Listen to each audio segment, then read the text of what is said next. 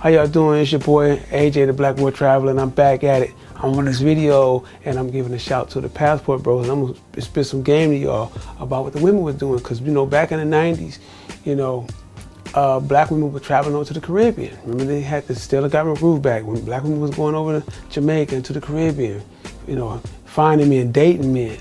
You know, sometimes they wouldn't even date, wouldn't even marry them, just, you know, go there for, you know, a rendezvous or whatever. And they would go to the Caribbean. And we never ever criticized them by none of that.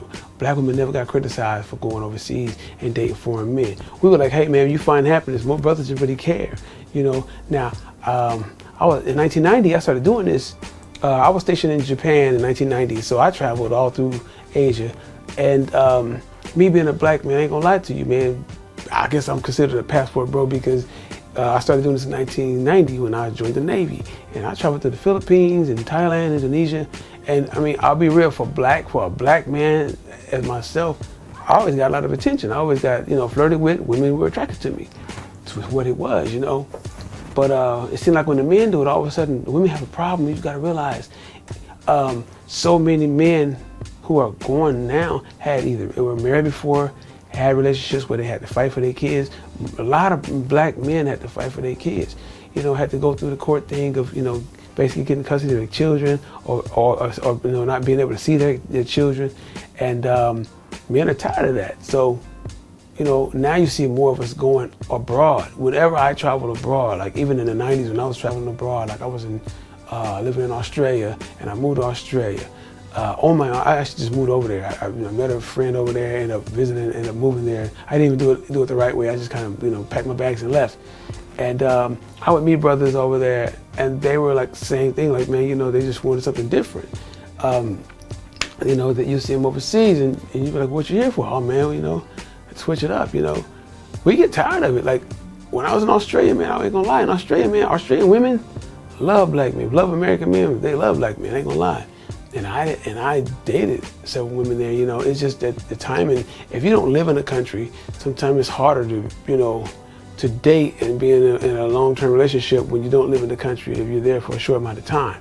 Like, for instance, I just came back from Panama. You know, when I visited Colombia and Costa Rica, if I was there a lot longer, I would be in a relationship. I knew I would. Because what's happening now is that in America, and I ain't gonna lie, for a long time, even in my younger years when I was a lot younger, I had to, you know, have myself together, have my own place. I would meet these, you know, attractive women, whatever, and they always had these high standards. Like, the standards were so high. Like, how can you, oh, I want a man making $100,000 a year with a house and, you know, have a, you know, an extravagant lifestyle. They wanted basically to come with a man that already had things going on. So if you didn't have things going on, a lot of times you weren't considered the, you know, top choice, you know. But with women, you know, we'll take a woman however she is, you know, especially if she's attractive. You know, she might be making $40,000 a year, you might make more than her, you know. And now you have these educated women that say, oh, you know, you gotta have education. You know, let's think about it. Most of these women who are educated, they're in debt. So if you don't have a full ride scholarship and you go in there to college, and you don't have an academic scholarship or a sports scholarship, and you got to come out of your pocket. Most women come out of college in debt. So you go to a college and you come out of debt, and your school was $200,000, and you're paying payments on that. You're coming with debt.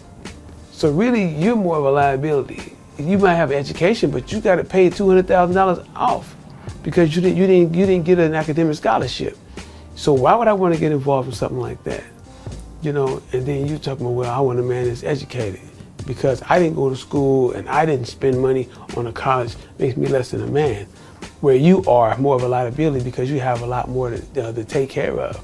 You're in a hole over a couple $100,000 because you did not have the money to pay for your college. You know, so you guys are giving the Passport Bros a lot of problems because now you see a lot more black men traveling.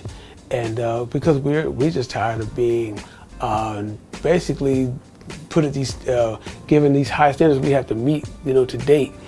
And we're not going to these countries just to skis on women. You know, I ain't gonna lie to you, I've been dating, before I went to Panama, last year in 2022, I dated on Tinder. Probably, 2022, 2021. Just for instance, in 2022, I had 2 dates that were set up. One chick set a date up with me gave me the time, and she picked the location where to go, and I got there. She never showed up.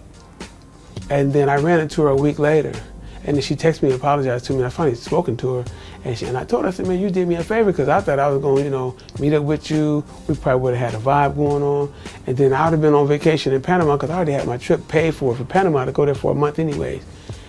I was like, damn, I might end up liking her, then, be like, damn, I met her, and then I ended up going on vacation, And the year before that, same thing happened. I met a couple women, before I went to Costa Rica on vacation. One girl, I actually called her on my vacation.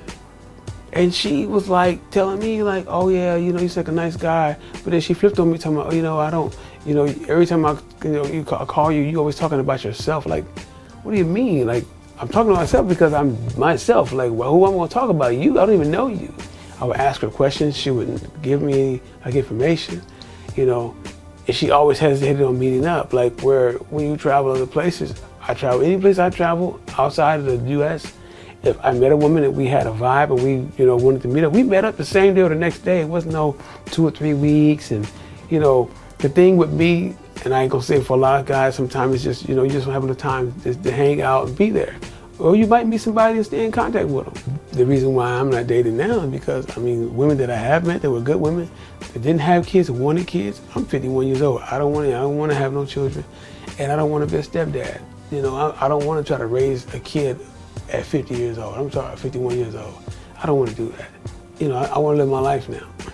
So I feel that you women should, stop giving the passport bros so much of a problem. When y'all went to, the Caribbean, did y'all thing, and would go overseas and date men, we didn't criticize you. But now that we're leaving and we're going to get some kind of treatment, because a lot of men don't feel like they want it. It's always a complaint. Black women always talking about, oh, y'all ain't, black men ain't nothing, the phrase you always say, they ain't shit. That's basically what most women say. You always saying, oh, these ain't shit. Women used to go online talking about how we ain't nothing, but she get with a dude that ain't about nothing. Then another thing, you guys talking about how we go over here and we're paying for the women. When you go on a date with a woman, we pay, but then we go overseas and date, all of a sudden you got a problem with it. Oh yeah, y'all suckers or whatever. Nah, man, you gonna pay regardless. Man, y'all leave these passport bros alone. Let people have their lives. Let us live and be happy, man. Because y'all got everything to your advantage. Women in America have everything in their advantage.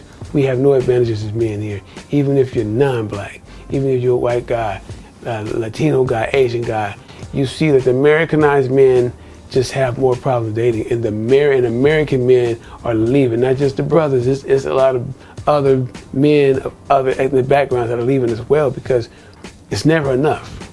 I'm single by choice because I'm not going to settle no more. I've settled before, and I'm not going to settle. If you're not my type, I'm not settling for you. You don't want to be a woman I like. I want a woman that want to work out, that want to stay in shape. I keep meeting women that say, oh yeah, I go to the gym, but they're not doing what I want to do. So I'm not going to settle. And it feels good, man. For a woman, I go on a date with a woman, they hold on to you, they hold your hand. A man want to feel wanted.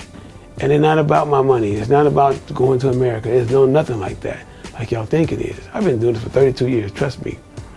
I haven't met no women that just want to get with me just to go back to the States. I have not met them. So I met something about them bread, and I don't knock it. Do what you do. If you want a man that makes more money, it's understandable. That's what we want. We want to feel like something. So if y'all out there like my content, like what I'm talking about, man, please subscribe, man. Please like and share.